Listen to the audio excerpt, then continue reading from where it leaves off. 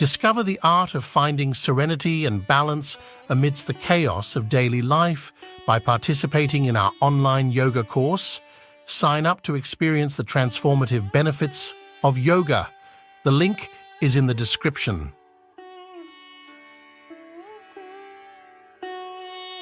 If we want to live well, both externally and internally, how well we live here simply depends on how well we manage our surroundings and how well we manage ourselves. Fundamentally, life is management. If you don't know how to maintain your body, your mind, your emotion, your situations, your life in general, your home, your communities, nations and the world, the quality of our life is just how well we manage things with ourselves. But generally, we are thinking of management, we are applying ourselves to management only in terms of business management or industry management, or generally we are talking management only with economic situations, not life as a whole. In many ways, it's unfortunate that today the most predominant factor that rules the planet has become economics. The other aspects of life have been totally pushed to the corner. When economics rules, when economics is the only thing that we are thinking about, we will tend to become very gross and unhappy in so many ways. What I see is, we are conducting various levels of programs to very top-level executives in some big corporations in the world, major corporations in the world. What I see is people who have failed in their lives, they're suffering their failure. People who have succeeded in their life, they're suffering their success. If you suffer your failure, it's okay, because failure comes easy. If you suffer your success, that is tragedy, because success doesn't come easy. So, something that you worked for, something that you always longed for, something that you wanted to create in your life, when it happens, if you start suffering that, that's real tragedy of life. But a large number of successful people on the planet are suffering their success. When I say suffering their success, if you look at people, look at yourself and see, you're still young people, most of you. When you're 5 years of age, how happy you were, and today how happy you are. If we make a chart out of it, a graph out of it, is it moving upward or downward? In 24 hours' time, how many moments are you really happy? If you look at this, is it going up or down?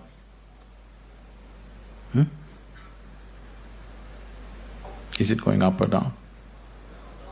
Down. So that means you're a bad manager. Because after all, everything that you did in your life is in pursuit of happiness, isn't it? All that you're doing in your life, you're doing it because you believe that is your happiness. You educate yourself, you pursue careers, you build families, you run after your ambitions. So many things you do because somewhere you believe fulfilling those things will bring you happiness. After doing all that, if happiness is not multiplying, it is going down, that means you are a bad manager of yourself. Anybody who does not know how to manage his own body, his own mind, his own emotion and his energies, if he is managing outside situations, he is only managing them by accident, not by intent, the way he wants it. Because if you do not know how to manage your mind, how to manage your energies, how to manage your interiority, managing the outside is bound to be accidental. When you manage situations by accident, you exist as an accident. When you exist as an accident, you are a potential calamity.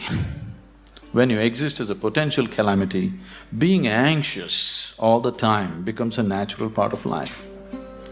Anywhere you go today, people are talking stress management.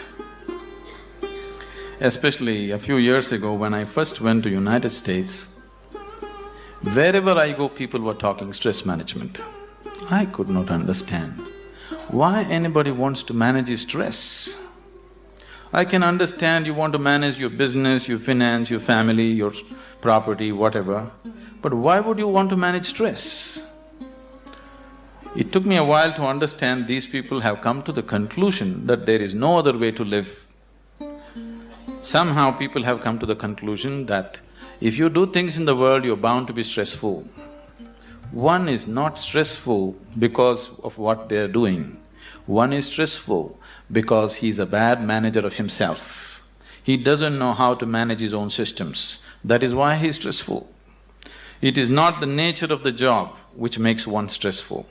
You ask a chaparasi, he is also stressful. You ask the top executive, he is also stressful. Everybody believes their job is stressful. No job is stressful. If you have no control over your own systems, you will be stressful, whether you do something or you don't do anything, isn't it so? See, management means… fundamentally, management means we want to decide the course of our destiny. That's management, isn't it? We don't want to live here by accident. We want to take our lives where we want to go. That's management, isn't it so? If you're managing by accident, you are not a manager. Without you, things will run better. So once you say, I'm a manager, that means somewhere you have decided that you want to go in a particular way. You want to have a certain kind of situation, both inward and outward. So everybody is a manager in his own capacity, but in different levels and different types. Whether you manage a kitchen where you cook for 4 people, or you manage a large industry where 10,000 people work, fundamentally, if you want to have a good kitchen or a good industry, you must be a good manager of that situation, isn't it? So whether you're managing a little kitchen or a large industry, if you want to manage outside situations, generally you will have to manage material and people around you. If you have to manage 10 people or 10,000 people around you, you have to manage 10 minds or 10,000 minds around you. But if you have no management over your own mind, you managing 10,000 minds is going to be a disaster. In the process of doing something, if we are destroying human beings, which is happening right now, in the process of managing a situation, the man is broken, then this kind of management is no good, because after all, every management that we do is only for human well-being. If we are doing management for human well-being, in the process of doing something, in the process of managing situations, it is not only about producing something or making profit. Human beings should rise to their full potential. If we manage a situation properly, in simple process of working, you and the people who are working with you should be able to raise to their full potential. When I say rising to full potential, not just work potential, but as human beings, they must be able to rise to their full potential. If people work together, then people should be able to rise to the peak of their love, peace, compassion within themselves.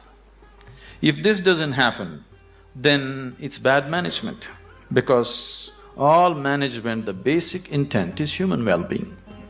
If that is not happening, you're just producing something, you're making little profit, but human beings are getting broken in the process, it doesn't mean anything. So if this kind of management has to happen, that just in managing a business, you find people around you raise to their peak, then you have to spend a certain amount of time in focusing on your inner management. If this doesn't happen, you will only manage situations by accident. A lot of people have understood management as a way of throwing their weight around. Can I tell you a joke? Are you okay? On a certain day, a lion was really feeling great within himself. He just was walking and a little rabbit was going, he caught him and roared at him, "Who is the king of the jungle?" The little rabbit, terrified, said, You, of course you." He let him go, swaggered around a little bit. Then he found a fox, caught him, "Who is the king of the jungle?" "Oh my lord, it's you, of course, nobody else but you." Then he swaggered around a little bit, caught a few more animals, everybody screamed out of fear, "You are the king of the jungle." Then he was in full swagger, like a manager, king of the jungle. Walked into a clearing in the jungle, there was a huge tusker standing. He went, stood in front of him and asked, "Who is the king of the jungle?" The tusker took his trunk, rolled him up, picked him up, twirled him around, smashed him to the ground. His back broke. Then the lion said, "You could have just told me."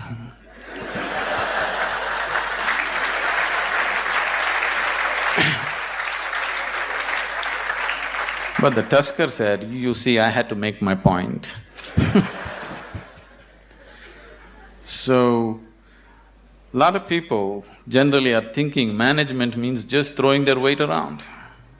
Throwing your weight around is not management, any fool can do that.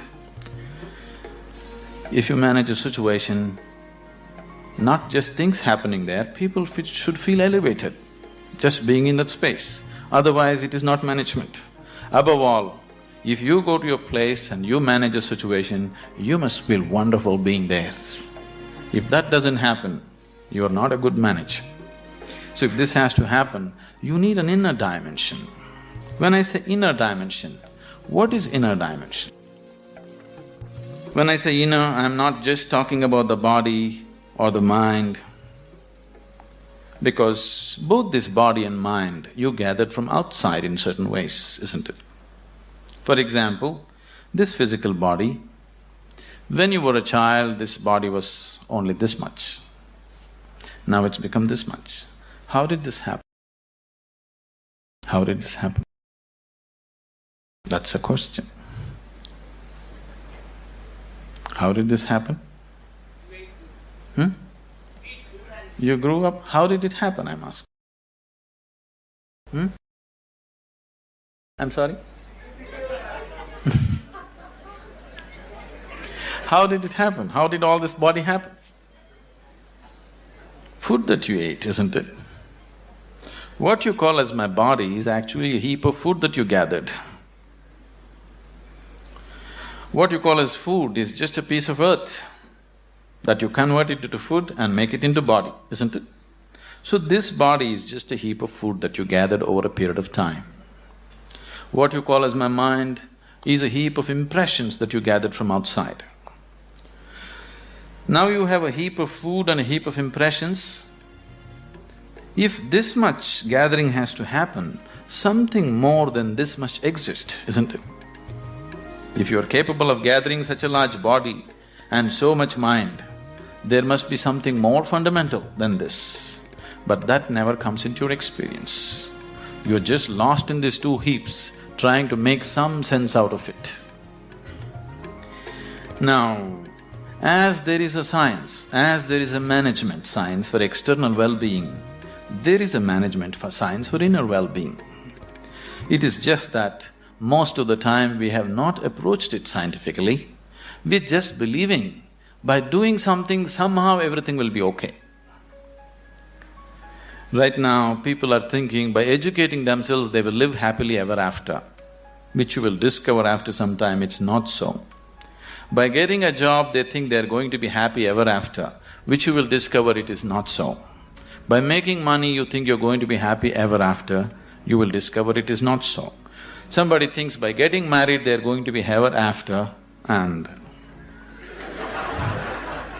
they know it is not so. So, you're trying to somehow fool yourself into believing that by doing something everything will be okay. Though repeatedly it has let you down, still you believe that something else, some other miracle will make everything okay. It'll not be okay. It once happened, on a certain day, a bull and a pheasant were grazing on the field. You know a bull? A pheasant, a bird. The bull was grazing on the grass, the pheasant was picking ticks off the bull, they're partners. Then the pheasant looked at a huge tree which was at the edge of the field and very nostalgically said, "Alas, there was a time when I could fly to the topmost branch of the tree, but today I do not have the strength even to fly to the first branch of the tree." The bull very nonchalantly said, "That's no problem. Eat a little bit of my dung every day. You will see, within a fortnight's time you will reach the top of the tree." The pheasant said, "Oh, come off it. How is that possible?" The bull said, "Really, please try and see. The whole humanity is on it. You could try too." Very hesitantly, the pheasant started pecking at the dung, and lo, on the very first day it reached the first branch of the tree. In a fortnight's time, it reached the topmost branch of the tree. It just went and sat on the topmost branch and just looking at the scenery, enjoying it.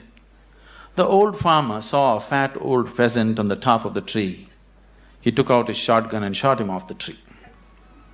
So the moral of the story is, even bullshit can get you to the top, but never lets you stay there.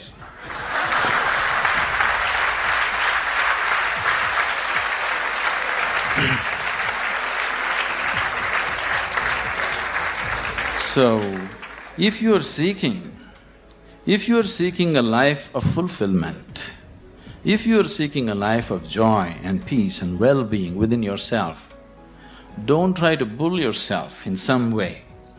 You must do the right thing, otherwise it won't work.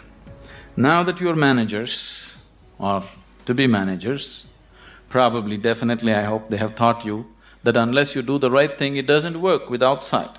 The same goes with the inside. Unless you do the right thing, it just doesn't work. You may just bull yourself to believe that this will make me all right, that will make me all right. Yes, for a moment, but the next moment you crash. Please see, successful people, unsuccessful people, just look at their lives and see in 24 hours, how many moments are they really joyful? How many? You go on the street and see how many joyful faces do you see on the street? Very, very few, isn't it so? Yes? If you see any, usually they are young faces. Over 30 faces are all long faces. What's happened to them? For most of them, their lives have worked out far better than they ever imagined. If you look at yourself as a generation, never before another generation of people have been this comfortable and this well physically as you are right now, isn't it? Isn't it so? We are the most comfortable generation. No other generation has known these kind of comforts and conveniences. But still, are we any happier than what people were? This is simply because we did not do inner management. We just did external management, no inner management. In the process of creating what we want, the very source of our life, this planet, we're just destroying, isn't it? In pursuit of our happiness, we are just making a bonfire out of this planet, but still we are not satisfied, nor are we any more joyful than what we were 500 years ago as people were, isn't it? So somewhere we have neglected the interiority. So to turn inward, what is needed? One reason why most young people here have never made any effort to turn inward is because today, any thinking person, the moment he can read ABC, speak English and he has extra alphabets next to his name, he develops an allergy towards anything spiritual. This is not your fault. These so-called spiritual people have made such jokers out of themselves. They have presented spirituality in such terrible ways, ridiculous ways, that anybody who has any sense doesn't want to go anywhere near it. See, a spirituality means to know something which is beyond the physical. Right now, if you exist as a physical entity, as a body, as a mind, because both these things are accumulations from outside, whatever happens outside will happen inside. If what happens outside begins to happen within you all the time, then you being peaceful and happy is always accidental, because it doesn't matter who you are, how powerful you are, how great a manager you are, external situations will never be 100% in your control. That's the nature of the life. Even if you're just two people in the family, still you don't have absolute control over the situation, isn't it so? As the scope and play of your life increases, you have less and less control over the situations in which you live. That's the reality of life. So if whatever is happening outside is happening within you, you being peaceful and happy in your life is a faraway thing, it's never going to happen. Only when a person begins to experience a dimension beyond the physical within himself, then he can play with the physical world whichever way he wants. He can do the best that he can do with the outside world, but the interiority is undisturbed, always the way you want it. The outside world will not happen the way we want it 100%. At least the inner world should happen the way we want it, isn't it so? Isn't it so? The outside will never happen 100% the way we want it. That's the reality of life. But at least this one should happen the way we want it. If this is also not happening the way you want it, if your body, if your mind, if your emotions, if your energies are not functioning the way you want it, then this is the worst kind of slavery, because somebody else decides what should happen within you. If somebody else decides what should happen around you, that itself you call it slavery, isn't it so? Yes? Are we in talking terms or no? Okay, that's fine. If somebody decides what should happen around you, that itself you call as slavery. But if someone decides what should happen within you, is it not a more horrible way of being a slave? But please see, the whole world is in it. The only consolation is everybody is like this. Now that you're learning management as a science, I would like you to understand there is a whole science of inner management.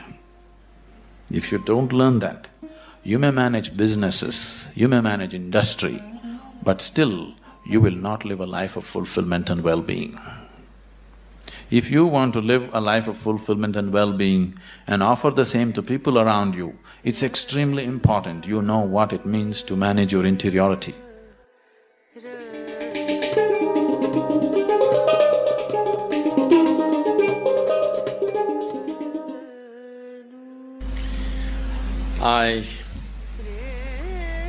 I really don't know how you feel today going out of probably the last step of your education, or at least one step of your education, a major step of your education. Because when I studied in the university, I did not go to my convocation.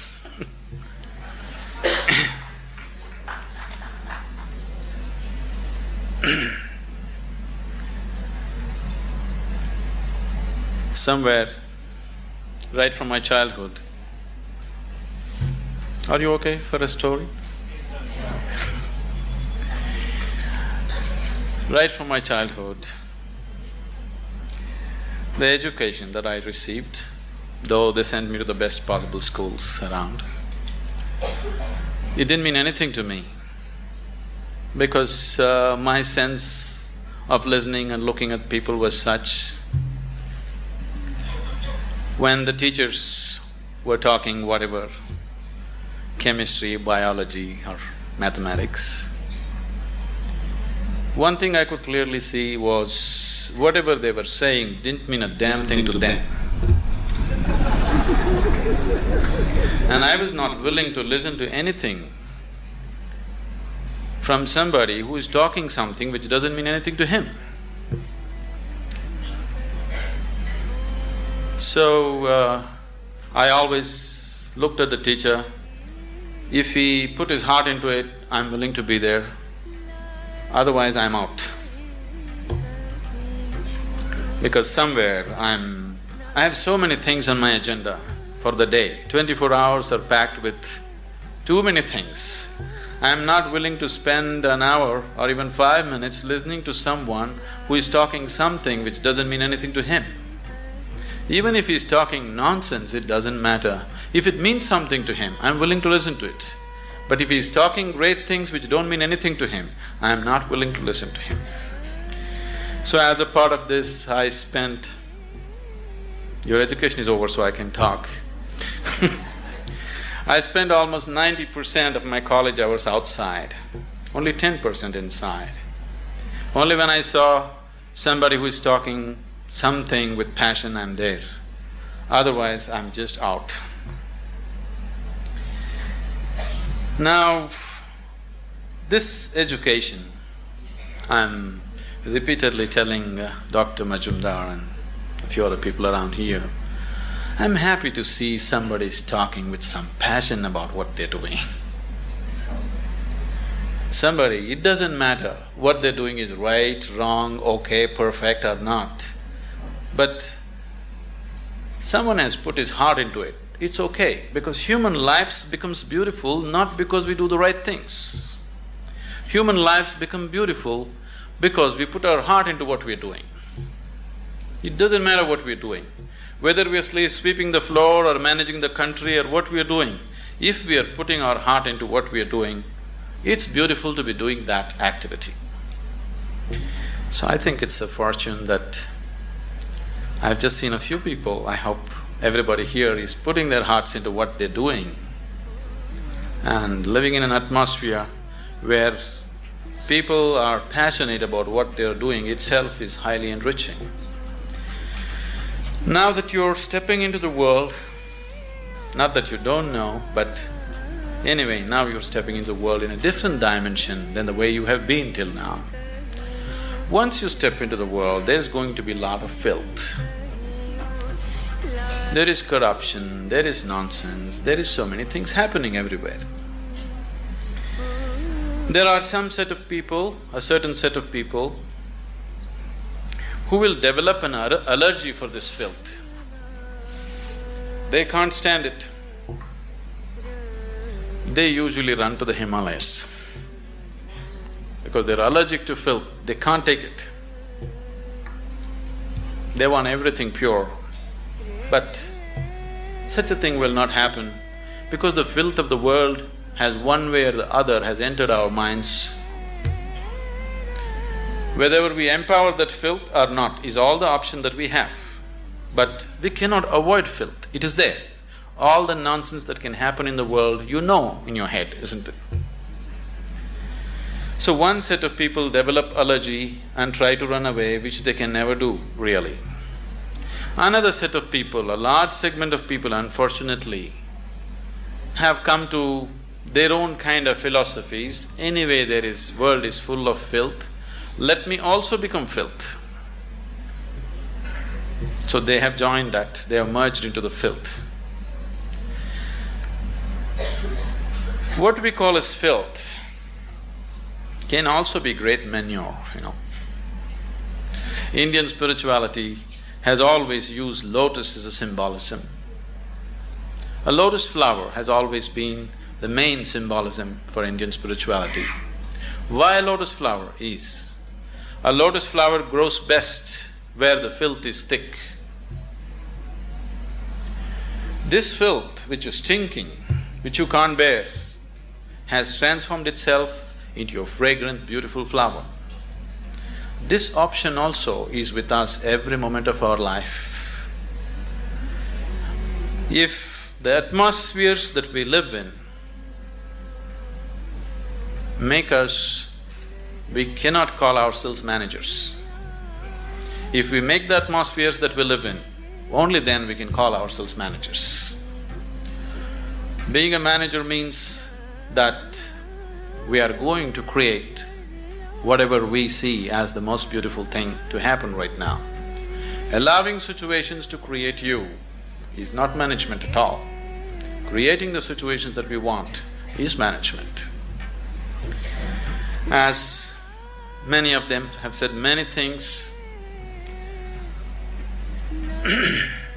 this process of education, there is a certain acceleration now that education is over, you're stepping into a new dimension of life, the excitement, and it's always beautiful to step into something new that you believe is going to be wonderful. But what we have seen with life with most people is, now let's say somebody got a job, the first day when they went and sat behind this table was the most fantastic place in the world. But within a few years, behind the same table, they're manufacturing blood pressure, diabetes, ulcers and whatnot. This is not because there is something wrong with the jobs that we do. This is not because there is something wrong with the world that we live in. It is simply because we have not paid sufficient attention to ourselves. We have paid too much attention to what is outside.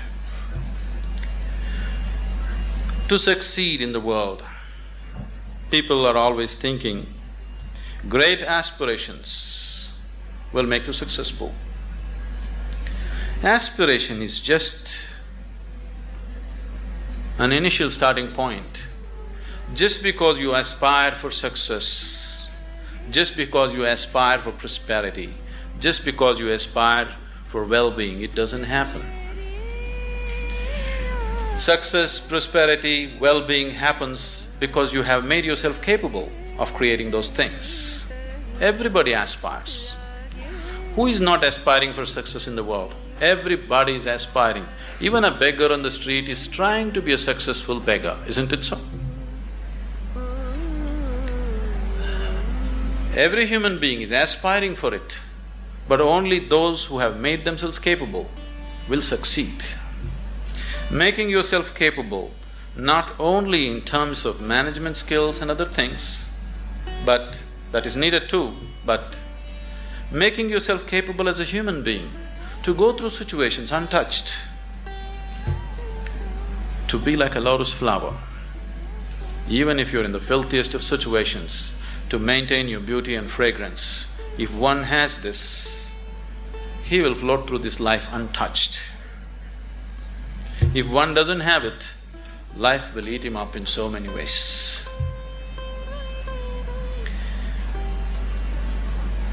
It's my wish and my blessing that this new set of managers will manage this world, this country, this community, and the business and commerce, which is part of our existence today in the world, in a much better way than the previous generations of people have done, because externally we are better equipped than ever before.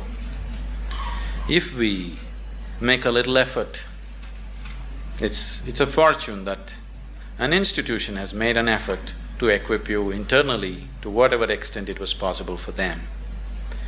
If you equip yourself for internal management also, I'm sure that this group of people and many more who will pass out of this institution should definitely manage this world, this nation and the communities much, much better than the way it's been done till now. When it comes to management, there's no such thing as perfect management. It is just that if people give themselves absolutely to what they're doing, things will happen. Right now, the Isha Foundation, Dr. Karthikeyan, after seeing what's happening there, that's how he's been into this. It is run by all young people, the whole foundation. We have hundreds of centers in India and outside the country. Everything is managed by very young people.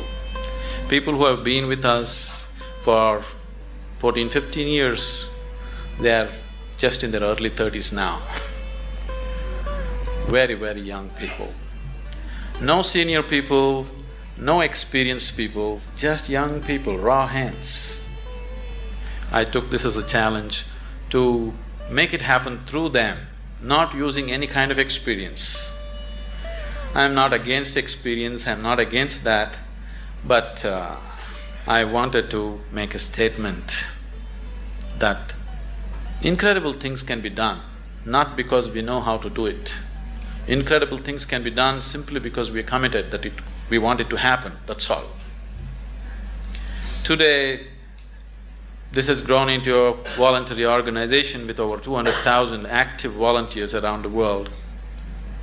And we have taken enormous projects of social significance. All these things are handled by volunteers. They're not paid for it, they spend from their own pockets and do things. And you need to understand, managing these people, managing volunteers is much more difficult than managing paid employees because you can't fire them. You can never fire them for inefficiency or indiscipline or whatever, because they're there on a voluntary basis. So, people who manage these situations, very young people without any qualifications, they are such fantastic managers of people. The way they manage the situations, the way they conduct thousands of people has set such a exemplary example in the community there.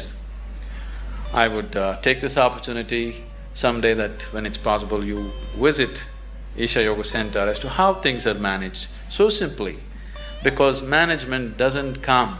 I know you need to learn about finance, this, that, banking and those kind of things, but fundamentally management is your ability to be capable of inspiring people to do their best. And that's all we can do. If everybody around us are doing their best, that's the best possible management that can happen.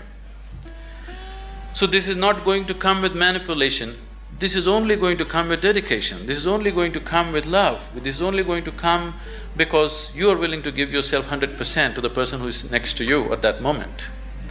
Oh, is all this possible? Is it not all utopian? You think this is the reality in the corporate sector? I'm telling you, we are working in the prisons, we are working in rural areas, we are working with major corporations in the world. It doesn't matter what kind of person you meet. If you just learn to touch the core of his humanity, then you see every human being is willing to do his best for you, always. If you just learn how to touch the very core of a human being who is around you right now, you will see everybody is willing to lay their lives down for you. Only if people around you love you and they want to do the best for you, you will not get ulcers doing management. If people around you are trying to pull you down, you will anyway get ulcers trying to manage situations. Isn't it so? If you do not create the people who truly love us and wanting to give their best, then management is going to be a pain. Management is going to be a huge suffering. Only when people around us really want to do the best for you, only then management can happen wonderfully. It's my wish and my blessing that all of you turn out as truly great managers of yourself and the world around you.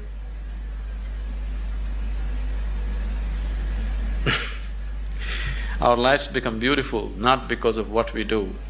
Our lives becomes beautiful simply because we have included everybody around us as a part of our dream of well-being. I hope all of you become truly successful and well. In whatever way, with inner technologies, if you need any help, we are always available to you. It's been a joy to be here in this institution.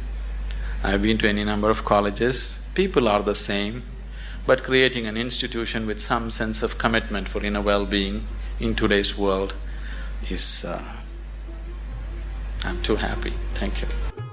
When will you learn how to handle my thought, how to handle my emotion? We will give you tools, how to figure this machine out. Whatever the issue, we'll do our best, but this should not be the issue. In life, there are many phases where we feel that we are depressed, we are lonely, and when everybody is against us, and there's no one to, guide us or talk about it. So at that moment, how should we handle it or how should we deal with it?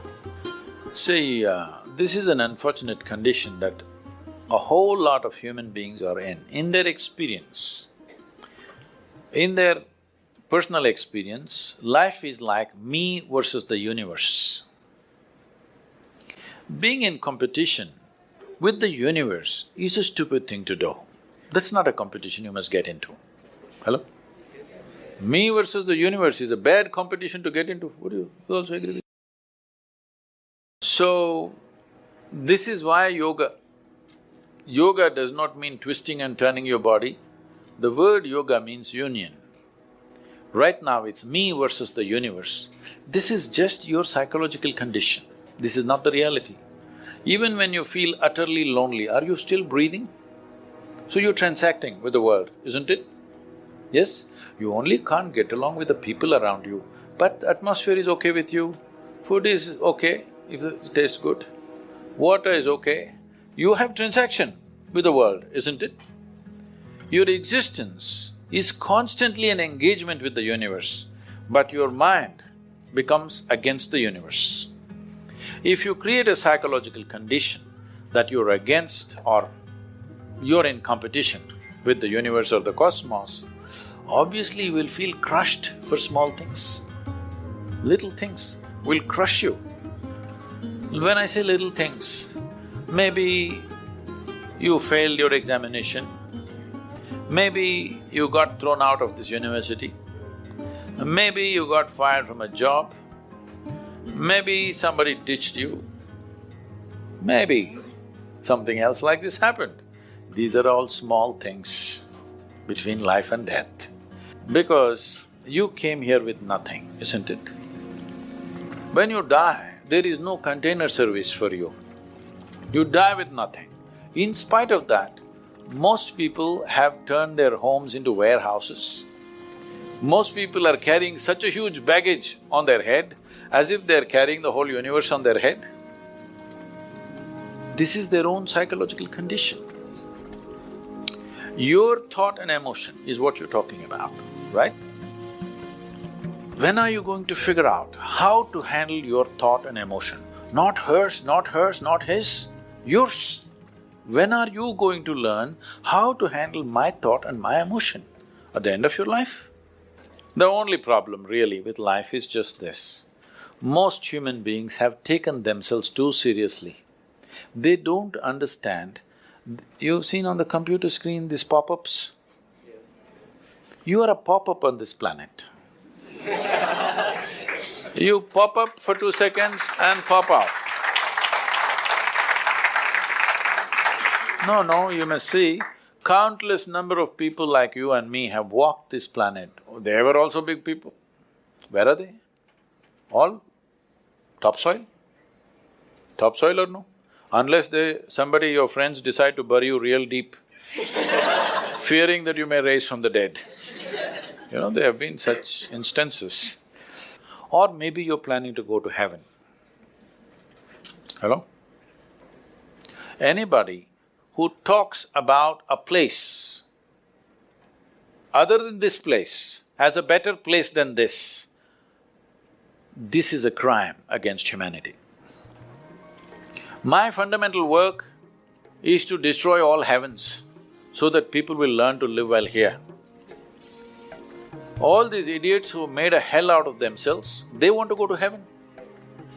They made a mess out of this place and then they want to go to heaven. I'm asking you, do you have any proof? Do you have any proof that you are not already in heaven and messing it up? Do you have any proof? You're already in heaven, making a mess out of it. Yes, simply because you are not even learning how to handle your basic faculties of thought and emotion, isn't it? Your only justification is, everybody is like this only, that's how it is in a madhouse. That is how it is in a madhouse, only a doctor looks crazy. So when are you going to handle it? Slowly, at the age of 60? I'm asking. When will you learn how to handle my thought, how to handle my emotion, how to handle my body, how to handle my chemistry. When are you going to figure this? At the end of your life? Because this culture has grown. When to do spirituality means when you're 70, when you're no good for anything else. No, at the earliest possible time, whatever is most profound about you, not about heavens, about this life, everything that you need to know, you must know soonest, isn't it? Only then you will live a sensible life. Okay, if I tell you a joke, you won't get offended. Because this is the most serious crowd I've ever seen in the last few years. How many of them are journalism?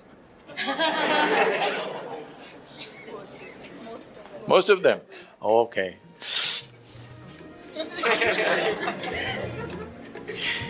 This happened. Shankaran Pillai, when he was in Paris, was married to a French woman. One day, it was their anniversary, first anniversary. So she invited a bunch of friends and she wanted to cook something really fresh, everything fresh. So from morning, she was driving him to this market, that market, he got this fresh vegetables, fresh meat, fresh chicken, this, that, everything. Then in the evening she said, because the French have this, snail appetizer, she said, go to the beach and get some snails, fresh, and I will make some appetizer for all the friends who are coming. So Shankaran Pillai went to the beach and he was picking up all the snails and putting it in a bucket. Then he met an old friend, an Indian guy. They hit it off and they were talking about their old times. He just forgot that he's married. You know, when you meet old friends, it happens. And both of them went to a bar and they had a few drinks and he just forgot. Then he realized, then the snails were just climbing out and one snail fell out of the bucket. He realized, oh my God, I'm supposed to take these snails, my wife, French wife, she's waiting. So he said, I need to go, and he went. By then it was already very late. He went, he knew it's not going to be pleasant. So he came near the house and spilled all the snails on the ground, threw away the bucket and went and knocked on the door. The French fury came. He turned back and said, come on you guys, we're almost there, come on, let's go.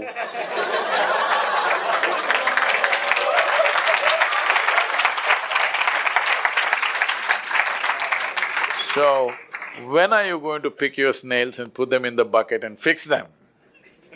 Huh? Your problems, you must fix them, isn't it? These are not problems. I want you to understand, you are not suffering your life. You're only suffering two fantastic faculties that only… It's a privilege of being human that we have these two fantastic faculties. One is, we have a vivid sense of memory. This is because of this memory our life is so rich, unlike any other creature. And we have a fantastic sense of imagination. Now, this is what you're suffering. What happened 10 years ago, you can still suffer. Why? Are you suffering life or memory? Hello? Memory. Memory. What may happen day after tomorrow, you're already suffering? Are you suffering life or imagination? Two most fantastic faculties you have, you're suffering. So what are you asking for? You want to become once again an earthworm. An earthworm is a very eco-friendly creature, I have nothing against it. But it took millions of years of evolution to get you this size of brain, and now you're suffering it. If we take away half your brain, of course you will sit there without any anxiety, without any suffering, peacefully. What we need is, we need to remove your brain, because you're suffering your own intelligence. Yes or no? Because we gave you a very complex machine, you have not bothered to read even the user's manual. You want to just blunder around. No, young people, it's time you figure out a few things about you. If you don't know how, we will give you tools, how to figure this machine out. Because in your life, many issues will come. More issues come up in your life means you're living a more active life. Nothing came up means you're not living. Yes, lots of issues every day. I have the maximum number of trouble going on in my life on a daily basis because so much of activity around the world, global level of activity only with volunteers, okay? Volunteers means nobody is qualified for the job and you can't fire them for inefficiency and they love you. What to do?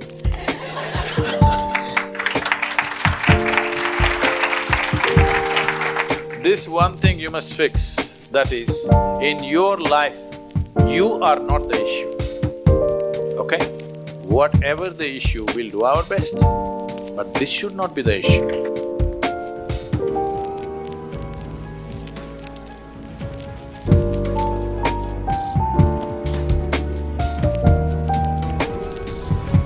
We appreciate you being part of this incredible journey. Keep exploring our channel for more inspiration and transformative insights.